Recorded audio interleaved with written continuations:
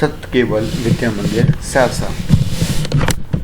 My self Sajan Kumar Prajapati from Satyakeval Vidya Mandir Saharsa.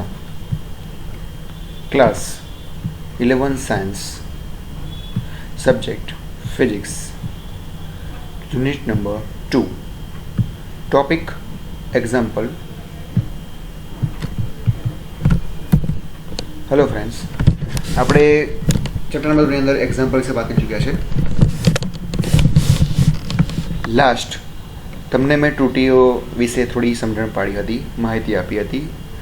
તેમાં એક નાનો એક ટોપિક બાકી જાય છે, એ આપણે આજે જોઈ લઈશું। અને તમને મેં છેલ્લે કહ્યું હતું કે આપણે જ્યારે પારિમાણિક સૂત્ર મેળવીએ છીએ, કોઈપણ ભૌતિક રાશિને રજૂ કરવા માટેના પારિમાણિક સૂત્ર મેળવીએ છીએ, ત્યારે એ સૂત્રમાં આપણને ઘણીવાર કોઈ ભૌતિક રાશિના પરિમાણ જાતે યાદ રાખવાના રહેશે, કાં તો યાદ ના હોય તો એને શોધી શકીએ અને પછી તેનો ઉપયોગ કરી શકીએ। એના માટે તમને કહ્યું હતું કે આપણે એક એક્સ્ટ્રા એક્ટિવિટીઝ કરીશું, જેની આપણે અને એ પારિમાણિક સૂત્ર મેળવવાના આપણે અહીં કેટલાક એક્ઝામ્પલ રીતે આપણે એને પ્રેક્ટિસ કરવાની છે। તો ચાલો શરૂઆત કરીએ। એના પહેલાં એક નાનો એક ટૉપિક જે છે ને આપણે આજે પૂરો કરી દઈએ।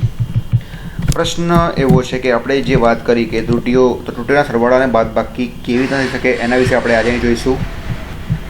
તો આપણને ધારો કે અહીંયા બે ભૌતિક રાશિ આપણને આપી છે, એ અને બી આપી છે, જેનું આપણે માપન કરેલું છે, અને માપન કરતાં આપણને તેના પ્રાયોગિક પરિણામો અથવા પ્રાયોગિક મૂલ્યો આપણને મળે છે, એ ± ડેલ્ટા એ અને બી ± ડેલ્ટા બી મળે છે।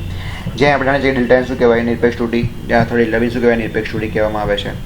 હવે બંનેનો આપણે સરવાળો, આ બંને જે ભૌતિક રાશિ છે એનો આપણે સરવાળો કરવો છે, તો શું કરીશું? તો એ સરવાળાને આપણે નિરપેક્ષ ત્રુટી હોય તો એના સરવાળા આપણે ઝેડ તરીકે ઓળખીએ, તો એના સરવાળા ઉપર પણ મળતી નિરપેક્ષ ત્રુટી પણ શું મળશે? ડેલ્ટા ઝેડ મળશે। તો ઝેડ બરાબર એ વત્તા બી કરીશું, તો ઝેડ ± ડેલ્ટા ઝેડ નિરપેક્ષ ત્રુટીના રૂપમાં લખતા, આ રીતના રૂપમાં લખતા, તો z ± delta z is equal to a ± delta a વત્તા બી ± ડેલ્ટા બી લખતા।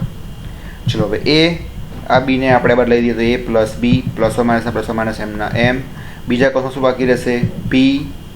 એ ડેલ્ટા એ ± ડેલ્ટા બી બાકી રહેશે। પરંતુ આપણે જાણીએ છીએ કે જ્યાં ઝેડ છે શું કહેવાય છે? એ વત્તા બી કહેવામાં આવે છે, રાઈટ। તો અહીંયાથી એ વત્તા બીની શું આવશે? ઝેડ આવશે, તો ઝેડ અને ઝેડ કેન્સલ આઉટ, તો બાકી શું રહ્યું? ± Delta z is equal to ± delta a ± delta b, right. જો આ જ રીતે આપણે હવે જે સરવાળો કરીએ તો આપણે માઇનસ બાદ પણ કહી શકીએ કે ઝેડ બરાબર એ માઇનસ બી, તો ઝેડ ± ડેલ્ટા ઝેડ બરાબર, ઝેડની કિંમત આપણે લખી કાઢીએ છીએ કે શું મળશે? A ± delta a minus of b ± delta b. તો એ અને આ બી સાદાના ફોર્મમાં આપણે એક બાર લઈ લઈએ તો a minus b ± delta a ± delta b. હવે એ માઇનસ બીને શું કહેવાય? Z, z is cancel out, તો ડેલ્ટા ઝેડ બરાબર ± ડેલ્ટા એ ± ડેલ્ટા બી મળશે। Got it?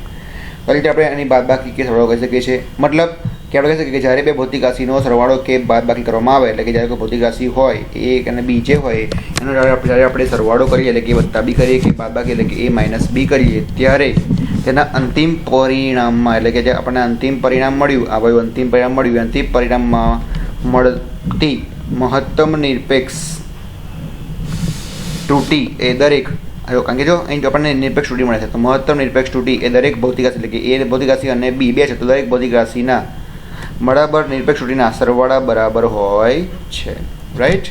એટલે આપણે બોલીશું કે દરેક ભૌતિક રાશિનો જે સરવાળો કે બાદબાકી કરવામાં આવે છે, ત્યારે તેના અંતિમ પરિમાણની અંદર મળતી કઈ ત્રુટી મળે છે? નિરપેક્ષ ત્રુટી જે છે એ ભૌતિક રાશિમાં મળતી નિરપેક્ષ ત્રુટીના સરવાળા કે બાદબાકી બરાબર હોય છે, રાઈટ।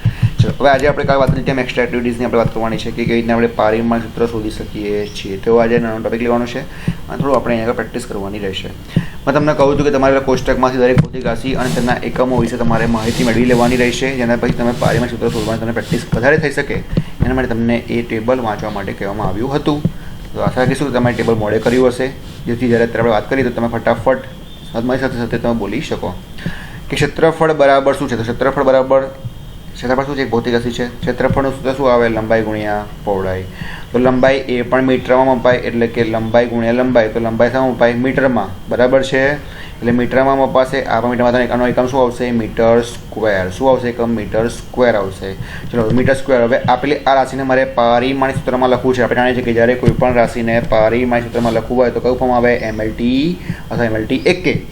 તો અહીંયા શું લખીશું? MLT. આપણે સૌપ્રથમ આપણે MLT લખી નાખવાનું રહેશે. ચલો M એટલે શું બતાવે? દળ માટે. ચલો તો અહીંયા કોઈ દળ છે નથી. એ શું આવશે? શૂન્ય. L શું બતાવે છે? અંતર. ચલો અંતર કેટલું છે? L નો સ્ક્વેર.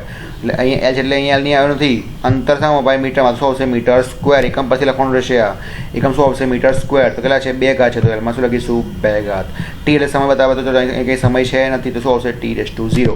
તો ક્ષેત્રફળનું પારિમાણિક સૂત્ર આપણને શું મળ્યું? M0L2 T0. શું મળ્યું? M0L2 T0 મળે છે. તો આજે વાત કરીએ કદ. તો કદમાં શું આવે? લંબાઈ ગુણ્યા પહોળાઈ ગુણ્યા ઊંચાઈ, એટલે કે LBH એટલે કે L3. હવે ચલો L3. L એટલે શું? અંતર. શામાં ભાઈ? મીટરમાં. તો ઈ જેને શું આવે? મીટર. અને ક્યુબ છે શું આવશે? Metre cube. તો હવે મારાનું પારિમાણિક સૂત્ર લખવું છે. શું લખીશું? પારિમાણિક સૂત્ર MLT ના ફોર્મમાં. ચલો M એટલે મીટર ક્યુબ છે. તો અહીંયા ક્યાંય L એટલે કે M એટલે શું? દળનો એકમ kg. તો ક્યાંય kg છે નથી. એટલે શું આવશે? 0. L એટલે શું? અંતર. અંતર શું? મીટરમાં અપાય. તો અહીંયા મીટર આવે છે? હા આવે છે. કેટલા મીટર છે? 3. શું લખીશું? મીટરની ઉપર 3 છે. શું લખીશું? એની ઉપર 3 લખીશું. સમય. સમય એટલે શું? 0. સમય શું આવે? સેકન્ડ. તો અહીં એકમ અહીં મીટર ક્યુબ જ ખાલી છે. મીટર ક્યુબ સિવાય કોઈ એકમ સેકન્ડ બેકન્ડ કશું આવતું નથી. તો શું આવશે? T⁻0 આવશે. Got it. તો કદનું આપણને પારિમાણિક સૂત્ર શું મળ્યું? M0L3 T0 મળ્યું. તો ઘનતા. ઘનતા રો બરાબર શું? વ્યાખ્યા મુજબ દળ ભાગ્યા કદ. દળ એટલે M, કદ એટલે V. જો દળ જે છે દળનો સિમ્બોલ M અને કદ આવે L3. દળનો એકમ શું આવે? kg. શું આવશે? અહીંયા ભૂલ છે. અહીં શું આવશે? kg. અને શામાં અપાય? મીટર ક્યુબમાં. તો શું આવશે? kg metre minus cube. kg metre minus cube. અહીંયા જોશું ને આ ભૂલ છે. અહીં શું આવશે? એકમ આવશે kg મીટર માઇનસ ક્યુબ. કે છેદમાંથી ઉપર શું થાય? માઇનસ થાય. એટલે માઇનસ ક્યુબ. હવે ધ્યાન આપો. MLTમાં ફોર્મમાં લખવાનું છે પારિમાણિક સૂત્ર લખી MLT. M એટલે કે દળ. દળ એકમ શું? kg. તો અહીં કઈ kg છે? હા છે. કેટલા kg છે? 1 kg. શું આવશે? M1. શું આવશે? M1. ચલો પછી L શું? અંતર. તો અંતર શામાં આવે? અંતર શામાં અપાય? મીટરમાં. તો મીટરમાં મીટર છે. હા kg પર મીટર ક્યુબ. મીટર ક્યુબ એટલે માઇનસ ક્યુબ છે. તો કેટલા મને કદ આવશે? -3 કદ આવશે. તો T એટલે સમય. તો કંઈ સમય આવે છે નથી આવતો. શું આવશે? 0. તો કદનું પારિમાણિક સૂત્ર શું મળ્યું? M1L-3 T0 મળે છે. Got it. આગળ જઈએ નંબર 4 ની અંદર. વેગ અથવા ઝડપ. ચલો વેગ અથવા ઝડપનું પારિમાણિક સૂત્ર શું આવે? હવે જાણીએ છીએ વેગ એટલે શું? તો અંતર ભાગ્યા સમય છે. અંતર શામાં મપાય? મીટરમાં. એ બરાબર છે. તો n બરાબર શું આવશે? L. અંતરમાં પાસે સમય શું આવશે? T. તો એકમ શું આવશે? Metre per second. શું આવશે? અહીં લખ્યું નથી. યાદ રાખો કે વેગનો એકમ શું આવશે? Metre per second. ચલો પાછું લખીશું. તો પાછું શું આવશે? MLT ના ફોર્મમાં. M એટલે શું? દળ. દળનું એકમ શું આવે? kg. અહીં ક્યાં kg છે નથી. તો શું આવશે? 0. અંતર શામાં મપાય? મીટરમાં. તો મીટર છે? હા છે. 1 છે. તો લખીશું મીટરની 1 ઘાત. સમય. તો સમય છે? હા એ સમય. Sorry for outer disturbance. અહીંયા મીટર પર સેકન્ડ થાય છે. હા સેકન્ડ એ સમય છે. તો શું છે? -1. તો લખીશું T ની -1. Got it. ઓકે ચલો આગળ જઈએ. પ્રવેગ. પ્રવેગ એટલે શું? વેગ ભાગ્યા સમય. હવે તમને વેગનું ખબર હોય તો લખી શકો આના ઉપરથી કે વેગનું આવે M0L1 T-1. ભાઈ સમયનું અગેન T-1 તો -T-1 ઉપર એટલે -+2 એટલે -2 સોરી -2 તો -2 થશે. લખી શકીએ. પણ ખબર ના હોય તો તમારે પાછો વેગ આ રીતે ફરી શોધવો પડે. તો જો તો વેગનું સૂત્ર છે અંતર ભાગ્યા સમય. અને સમય ઓલરેડી છે સમય ઇન્ટુ સમય. તો અંતર ભાગ્યા સમયનો સ્ક્વેર. અંતર મપાય મીટરમાં. સમય મપાય સેકન્ડ સ્ક્વેરમાં. તો શું મળશે? Metre per second square. MLT ફોર્મમાં લખીએ M તો kg છે કંઈ નથી એટલે 0. L તો M મીટર છે હા છે તો 1 નું 1. T તો સમય છે હા છે. S ઉપર 2 ઘાત છે. શું આવશે? 2. પણ ઉપર શું થાય? -2. તો શું મળશે? M0L1 T -2. યાદ રાખો મિત્રો. તમને વેગનું ડાયરેક્ટ ખબર હોય તો તમે ડાયરેક્ટ લખી શકો છો. અને બાદ સમયનું શું આવે? T1 ઉપર -1 તો -2 આવશે -2 ડાયરેક્ટ લખી શકો. પણ તમને જો આ યાદ ના હોય તો તમારે ફરીથી આ રીતે અહીંયા લખવું પડે અને શોધવું પડે. રાઈટ. એ રીતે આપણે એ રીતના બીજી પણ આવી ડિફિકલ્ટી ફાઇન કરીશું. નેક્સ્ટ છે બળ. હવે બળનું વ્યાખ્યા શું છે? બળ F બરાબર શું છે? M × A. દળ ગુણ્યા પ્રવેગ. બરાબર છે. તો દળ ગુણ્યા પ્રવેગ. દળનો એકમ શું થાય? kg. પ્રવેગનું શું આવે? Metre per second square. યાદ રાખો મીટર પર સેકન્ડ સ્ક્વેર. ચલો ઇઝ ઇક્વલ ટુ કરીશું kg એટલે શું? kg ચલો ml ના ફોર્મમાં લખીશું તો m એટલે દળનો એકમ શું આવે કેજી, તો કેજી છે આગળ હા છે કેટલા છે 1 છે તો શું આવશે 1 ઘાત આવશે. l શું છે અંતર સામે મીટર માત્ર મીટર છે હા છે કેટલા આવશે 1 છે તો 1 લખીશું 1 ઘાત લખીશું. સમય છે હા છે કેટલા છે 2 ઘાત છે તો ઉપર માઇનસ શું લખીશું -2. તો આપણને બળનું પારિમાણિક સમીકરણ સૂત્ર શું મળ્યું m1 l1 t -2 મળે છે. શું મળે છે m1 l1 t -2 જોવા મળે છે. ઓકે, હવે તમને પ્રવેગ એ બરાબર તમને ખબર છે મીટર પર સેકન્ડ સ્ક્વેરનો એકમ આવે, પણ તમને અમને એકમ સૂત્ર ના આવડતો હોય તો તમારે લખવું પડે પ્રવેગ એ બરાબર વેગ ભાગ્યા સમય કરવું પડે, પછી વેગ લખવું પડે અંતર ભાગ્યા સમય, અને શોધો તમે તો તમને એકમ શું મળશે મીટર પર સેકન્ડ. આનો અંતરનો મીટર, સમય એટલે સમયનો સેકન્ડ સ્ક્વેર, તો આનો એકમ પ્રવેગનું શું મળ્યું મીટર પર સેકન્ડ સ્ક્વેર. આ રીતે તમે ફાઇન કરી શકો છો. રાઈટ, યાદ ના હોય તો. હવે આગળ બીજા એક્ઝામ્પલની વાત કરીએ. કાર્ય, જો જેમથી સાંભળો કાર્ય વાત કરી છે તો કાર્ય W બરાબર શું લખીશું? તો આપણે જાણીએ છીએ કાર્ય W બરાબર શું બળ ગુણ્યા સ્થાનાંતર બળ એટલે કે F સ્થાનાંતર એટલે કે D.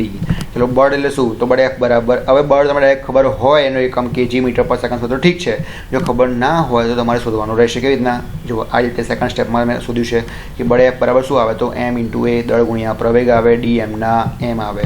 ચલો ખબર પડી ગઈ.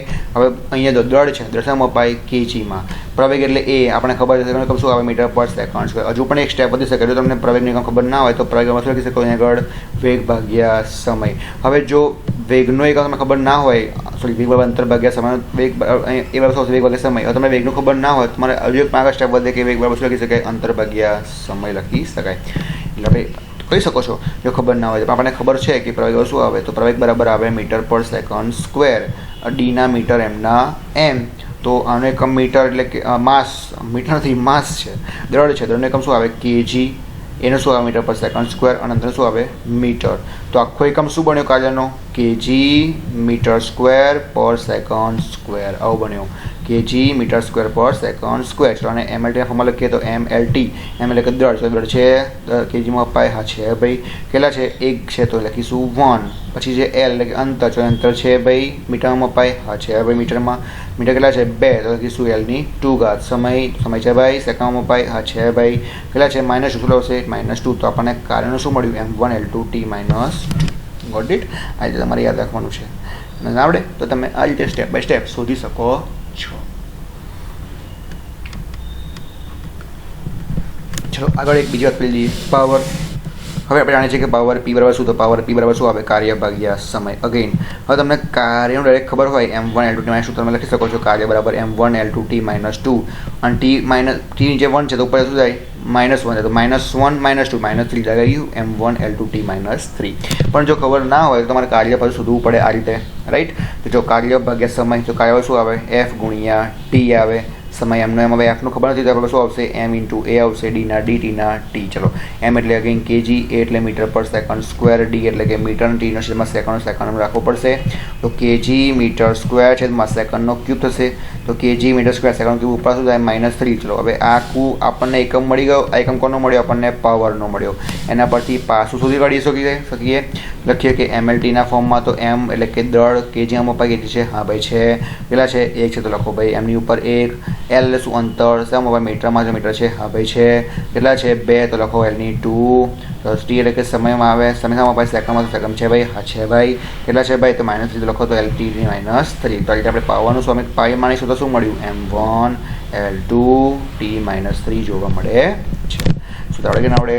જો આપણને કાર્યનું બરાબર ડાયરેક્ટ ખબર હોય m1 l2 t -2 આપણે લખી શકીએ છીએ. ઓકે, ચલો નેક્સ્ટ છે વેગમાન. તો વેગમાનનું શું છે P બરાબર mv મુજબ, તો P બરાબર દળ ગુણ્યા વેગ, m એટલે દળ અને વેગ ગુણ્યા વેગ એટલે કે v. દળનો એકમ શું આવે kgમાં, y વેગ શામાં આવે અંતર ભાગ્યા સમયમાં આવે, તો અંતર શું આવે મીટર અને સમય શું આવે સેકન્ડ આવશે.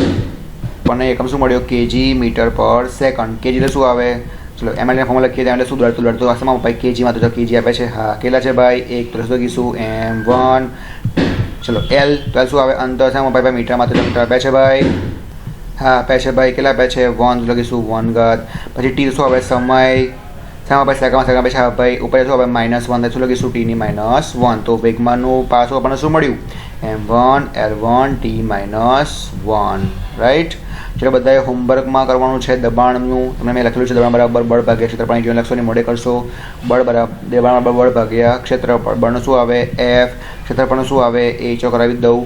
બળ એટલે કે F, ક્ષેત્રફળ એટલે કે A આવશે. ચલો તો બળનું શું થાય? બળનું થાય M × A, દળ ગુણ્યા પ્રવેગ. એટલે શું થશે? ક્ષેત્રફળનું શું આવે મીટર સ્ક્વેર. જો મીટર સ્ક્વેર નીચે આવી ગયું અને બળ M એટલે આવે kg, A એટલે આવે મીટર પર સેકન્ડ સ્ક્વેર. ચલો kg એમના એમ, મીટર ઉપર 1 છે, આ 2 -2 ઉપર શું થાય? મીટર 1 -2 થશે એટલે -2 + 1 એટલે -1. ચલો -1 આગળ આવી જશે, આવી ગયા જો તોય એટલે kg મીટર -1 સેકન્ડ સ્ક્વેર. તો પાછું લખીએ MLT ફોર્મમાં તો m⁻1 કારણ કે kg આપેલા છે, મીટર આપેલા છે -1 તો -1 આવશે. t ઉપર શું થાય? -2 તો t⁻2 થશે. રાઈટ. જો મેં એ બતાવ્યું છે કે એ આપણે આ ક્યાંથી આવ્યું મીટર પર સેકન્ડ સ્ક્વેર લખ્યું છે. એ બરાબર વેગ ભાગ્યા સમય, વેગ એટલે અંતર ભાગ્યા સમય ઇન્ટુ સમયનો સ્ક્વેર, અંતર એટલે મીટર આવે, સમય ગુણ્યા સેકન્ડ સ્ક્વેર મળશે. પછી આપણે પારિમાણિક સમીકરણ શોધી શકીએ છીએ. તો આશા રાખીએ આજના આ એક્સ્ટ્રા ટોપિકની અંદર આપશો ખ્યાલ આવ્યો છે ને હવે તમે બીજા તમે ટેબલ પરથી પણ જાતે પ્રેક્ટિસ માટે એક્ઝામ્પલ કરી શકો છો. રાઈટ. પરંતુ મેં આમાંથી કેટલાક તમને જે મેઇન હતા એ તમને મેં આજે પ્રેક્ટિસમાં કરાવ્યા. આવા બીજા પણ તમે એક્સ્ટ્રા કરી શકો છો એવી. તો ચલો આશા રાખીએ કે આજના આ પારિમાણિક સૂત્રોના આ ટોપિકની અંદર આપણને મજા આવી હશે. જય હિન્દ, જય Bharat. Thank you very much.